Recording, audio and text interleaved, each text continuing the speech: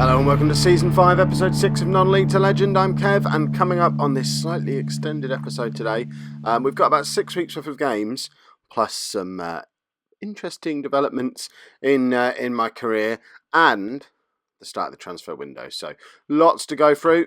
Let's get straight into it.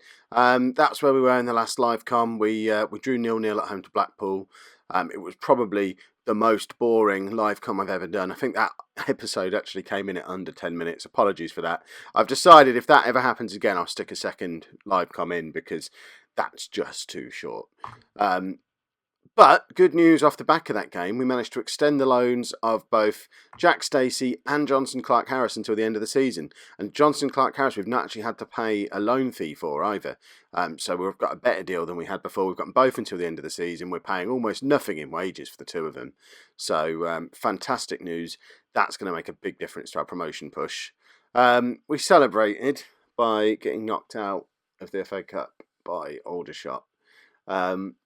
Yeah, we lost 1-0 away. Now, we had 27 shots in this game. 15 of them were on target. We had 56% possession. We played really, really well. I think we had something like 8 clear-cut chances, and they had no clear-cut chances. It was just one of those games. We'll pretend it didn't happen. We then went away to Morecambe. We beat them 3-1. A couple of late goals from Abika and Ray actually settling things there for us, but we were 1-0 up anyway at that point. So, in fact, 2-0 up. And again, had lots of shots.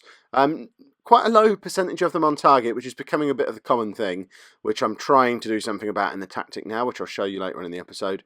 But again, doing well for possession and encouraging to see us win a football match. And then we went away to Bolton and beat them 3-0. Absolutely hammered them. Again, 1-3-0, 24 shots, only 7 of them are on target, which we're still trying to fix. Dominated possession. Their manager actually got sacked after that match. It's always fun when we get a manager sacked. And then this happens. We lose at home to Carlisle. We were 2-0 down after 7 minutes. This is the team who've tried to appoint me as manager twice in the last 6 months. They're 22nd in League 2. We've just come off the back of hammering a team that were in the Premier League less than 10 years ago. And then that happens. The inconsistency of this team is becoming so frustrating. And actually, when we played Bolton and when we played Morecambe, we were playing the more defensive version of the 4-2-3-1, where we have the two sitting right in front of the back four and then the advanced playmaker withdrawn into central midfield. When we played Carlisle at home, we went back to the more attacking version. And I'm wondering if we should play the counter-attacking version all the time. I don't really want to do it at home, though. It seems like a really, really negative way to play at home. But if we're going to be conceding 2 goals in the first 7 minutes against a team like Carlisle, I'm not sure if the attacking version of the system works, when clearly the counter-attacking one does. That was a bit of a worry. It was brought to my attention by the media that Marlon Pack has a £195,000 release clause in his contract, and that was probably lower than his actual market value at this point. So we very quickly had to try and get him tied down to a longer contract, which we did.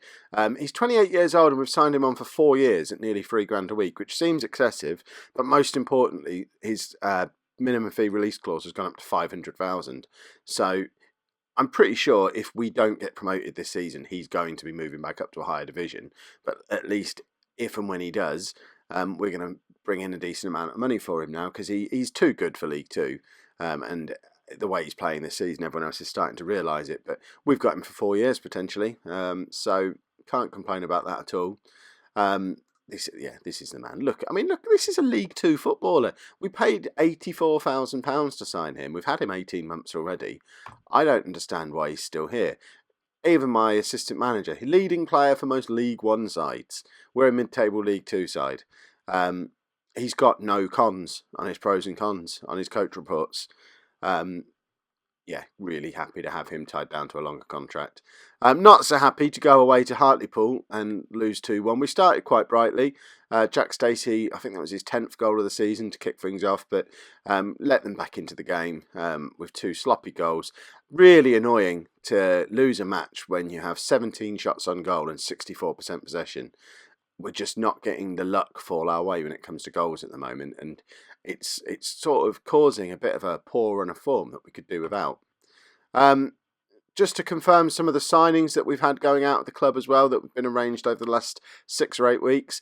Rochdale have signed both Jack O'Connell and Declan McManus from us for a combined total of £55,000, which is an absolute steal. They've done really well there. Although their manager was sacked a week ago after those 2 signings were finalised. So those 2 players who found themselves on the fringes at Exeter could find themselves on the fringes at Rochdale as well when the new manager comes in. And we also sold Adam Drury to Bolton for just under £50,000. So we brought about £100,000 into the club. Drury came in on a free transfer in the summer as backup for Cameron Gale. He's never come close to challenging for a first team spot. The Peg can play as a right back as well, and he's now not getting into the side as a centre back. As the same situation where Ryan McConnell can play right back, can't get in the team as a centre back anymore. So we don't really need Drury as cover for Gale. He was unhappy at his lack of opportunities, and Bolton offered 50 grand. So it seemed like a bit of a no-brainer to me. And then Bolton did that. And this is why this is a bit of an extended episode. Because normally I live com the first game of every month, and then sort of end the episodes after I get my confidence report from the chairman. But this happened on the 1st of January, after we'd hammered them and caused their manager to get sacked, after they'd signed Adam Drury off us, which seemed like a weird signing for Bolton to make. Let's go and sign an Exeter reserve player. That will solve all our problems. Yeah, they offered me a job interview. Now, Bolton are in a sorry state. Their financial situation is horrific. Bearing in mind, they have average attendances of over 10,000 people in League Two, and they've sold £15 million worth of players since the start of this save. They're in a horrific financial situation. I don't know what's gone wrong there.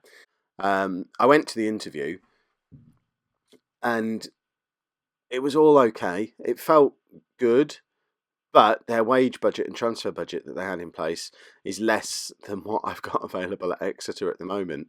Now, don't get me wrong, if they come back and offer me more money than I'm on at Exeter, I can acknowledge that Bolton are a bigger club than Exeter, and if they are in a mess, then I could go there and fix that mess and bounce them back up to the Championship, potentially, with the fan base that they've got. So it's very, very tempting. So I don't want to end the episode while there's a potential new job in the offing. So we're keeping going, and we're going to play a few more games. That was my manager report for the end of December, and the board are pleased with my performance. They like the win over Bolton, obviously.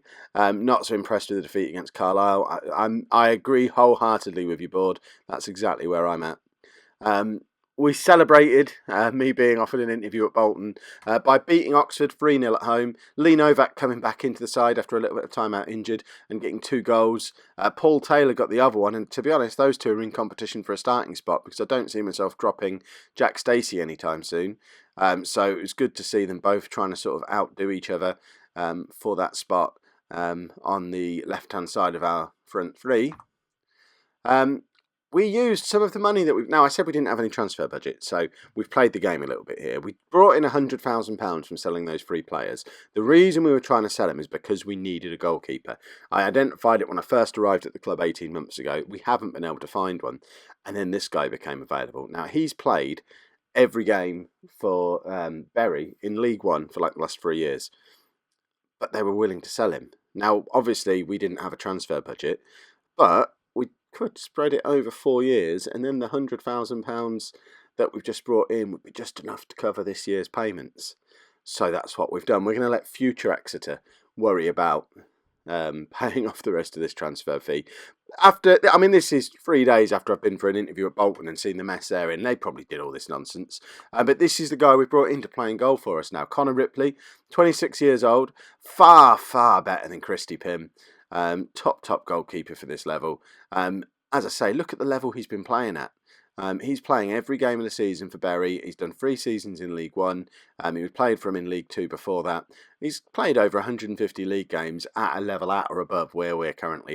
So I just don't see any reason why he wouldn't be a great signing. So really happy to have Connor Ripley at the club. And then this happened. I'm in demand. Gillingham are 19th in League One. Yes, they're not as big a club as Bolton, but they're also not in a financial mess. And I really, really like the look of this job. Went along to this interview. They've got loads of transfer budget, loads of wage budget to offer me. I think I went there and said all the right things. and that one is one I would very much be interested in. So again, I'm not going to end the episode until I know if I got the Gillingham job or not either. So we've now got two things, and I don't know what I'll do if Bolton come in and offer me a job now. I hope there's a delay button, because I want the Gillingham job more than the Bolton job, but I would still leave Exeter to go for the Bolton job if I didn't get the Gillingham one. I've got myself into a love triangle. The media seem to think I'm on my way to Bolton. I've been linked with them. The Bolton chairman is targeting me, apparently. So yeah, that's encouraging. I would have preferred that to say Gillingham. Oh, okay. Hang on. You were targeting me on the 6th of January at midnight.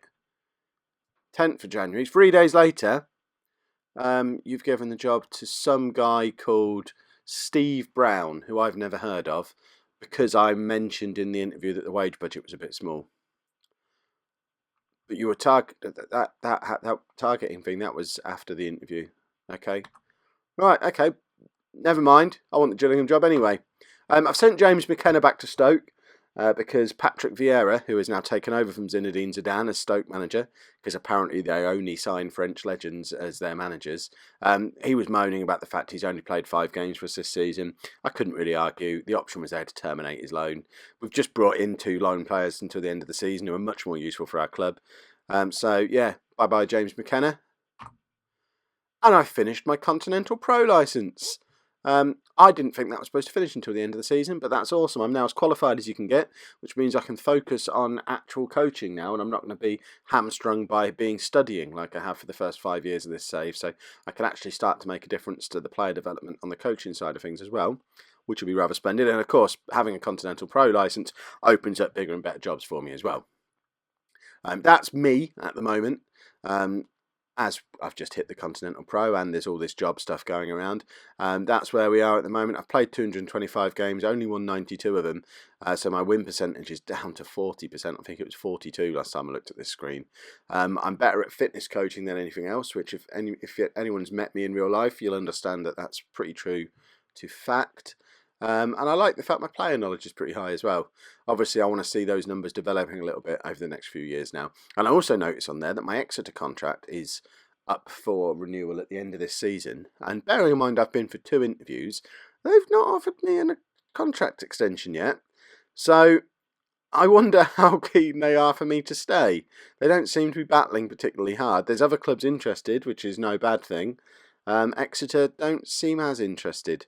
So that makes me even more likely to be looking to jump ship if Gillingham come in with the right offer. York have done the double over us. My old club, York, who've still got like more than half the team who I signed. Ryan Lloyd, the guy I had on the transfer list the whole time I was at the club, was man of the match and made their goal. Yeah, it's just, we need to stop playing York. This is why I want to go to Gillingham, because then we won't be in the same division as York, apart from the fact they're probably going to get promoted this season because they're in the playoffs and we're not. It's almost as if they've thrived since I left. Oh, okay. Gillingham don't want me either. Right. So I'm staying at Exeter then, I guess. Hurrah! So this is where we are, going into today's live com match. With all that going on, we've had a slip down the league a little bit. At the end of the last episode, we were pushing for an automatic promotion place. That ship has sailed now. We're 9 points behind Stevenage, who are in 3rd place. Automatic promotion isn't really on the cards. We're in mid-January at this point. The best I think we can hope for is playoffs. It's a very similar position to where we were last year, except the difference is last year we were predicted to finish 17th. This year we're predicted to finish 5th. So there's less of an excuse this year. We've spent an awful lot of money as Exeter manager. So I need to start stringing some wins together. On the positive side, a couple of wins and we're back up into 4th place and I can start pretending automatic promotion is a possibility again. So this is the team that I'm playing today. We're away against Mansfield.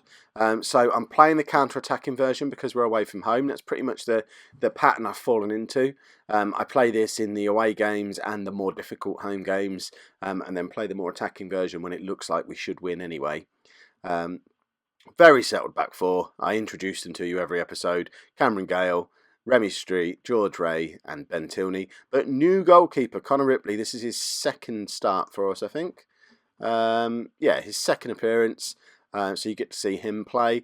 Marlon Pack and Owen Garvin sat in front of the back four. And then Jack Rolls is coming into the side. That's because Daniel Trickett-Smith is injured, or no, he's got a cold. I remember Daniel Trickett-Smith has a cold. Jack Rolls has been really pushing to get back into the side, so he comes in ahead of Foley. Sam Foley, couldn't remember his first name. He comes in ahead of Sam Foley, the club captain, and he's very much our backup midfielder now. So anytime one of those three players is out, Jack Rolls can step in, and he's comfortable playing as a defensive midfielder or an attacking midfielder as well. So he really can cover for any of the three of them in both of the systems. Attacking wise, we've got Johnson Clark-Harris as the false nine. Jack Stacey, top scorer, 10 goals now for us out on the right wing. And Paul Taylor keeps his place on the left wing, despite Lee Novak really pushing to get back in the side as well. There's lots of goals in these inside forwards. Is there a way to play with three inside forwards? But then I suppose Johnson Clark-Harris has been good as well. So we're a pretty decent team. And I mentioned the thing that I'm trying to do to improve our shots on target ratio. I've clicked work ball into the box. It hasn't saved from the last game for some reason, so I'm just going to hit OK and save that tactic again, just while I'm explaining what my thinking behind that.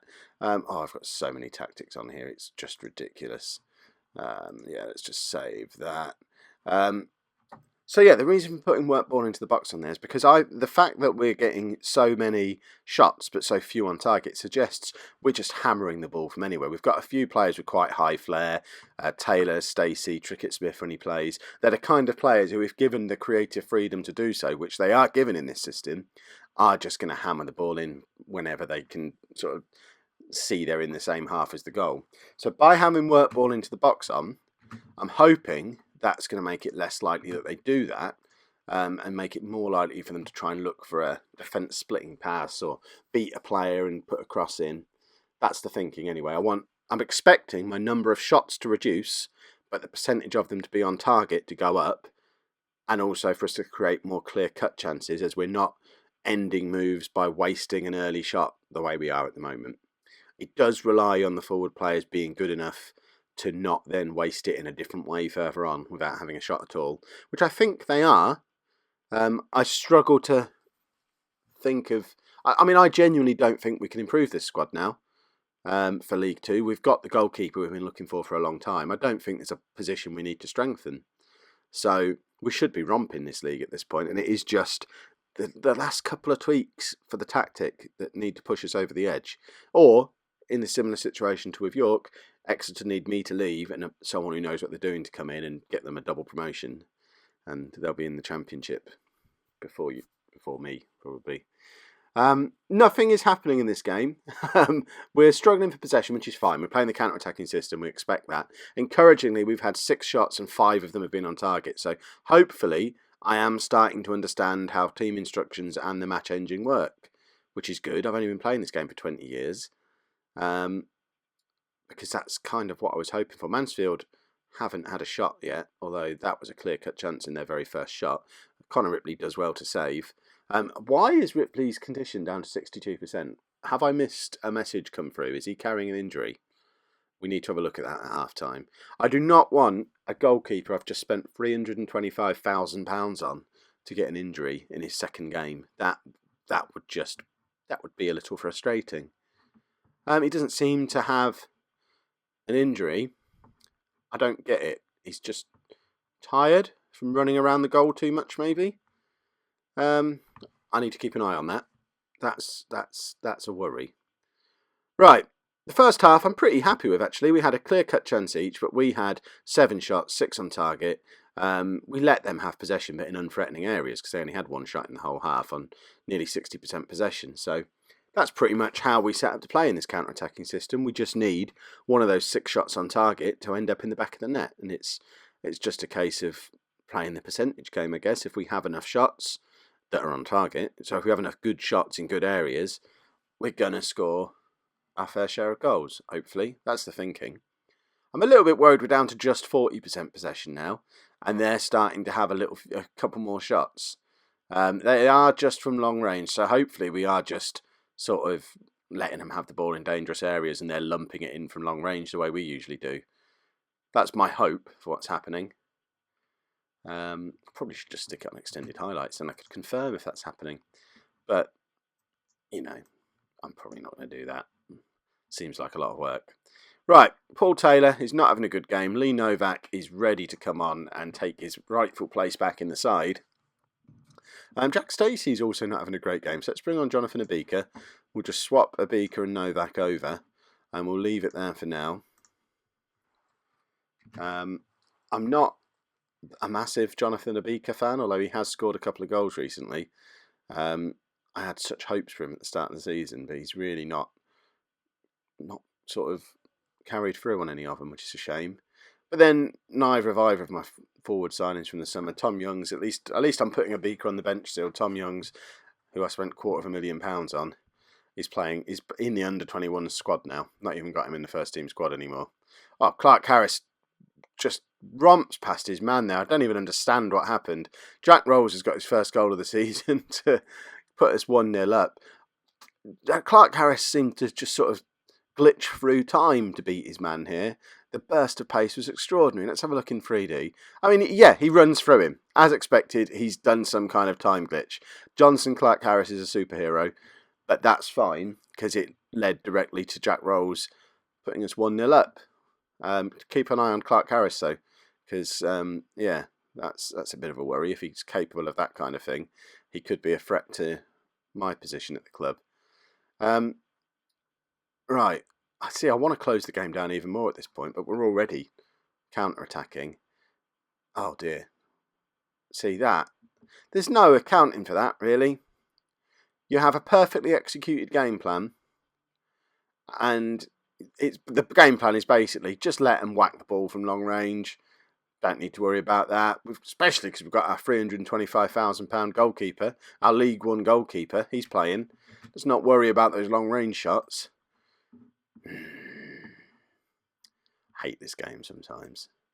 Right, Clark Harris is... I've got no one to bring on for him. Plus, he's a superhero. He'll probably break me if I try and take him off. So let's take Marlon Pack off. Chapman can come on. He likes playing as a deep line playmaker, and we need to give Chapman more game time anyway, because he's starting to whine that he's not getting in the team. We could do with a goal here, because I think our players deserved it. I've been really happy with how today has gone. Although we have let them into it a little bit more in the second half. And I'm not really sure what I could have done to stop that from happening. Let me know in the comments where it all went wrong for me in that second half. I know it's looking like it's going to finish as a draw. Although that was a potential chance from a Garvin free kick. He's very, very good on those set pieces. But Mansfield are breaking here and they've kept the ball in play. Garvin comes back in though. Back to Chapman and Gale. I don't think there's going to be time for either team to have a shot here. The clock is ticking. It needs to tick a little bit faster because Mansfield have got the ball. In fact, now it can slow down because Novak has the ball and there's full time. 1-1. Not the worst game we've ever played, but also not the kind of result you would expect from a team that are looking to get promoted. Mansfield are battling with us for a playoff place. And yeah, where does that leave us? We are down in 10th place.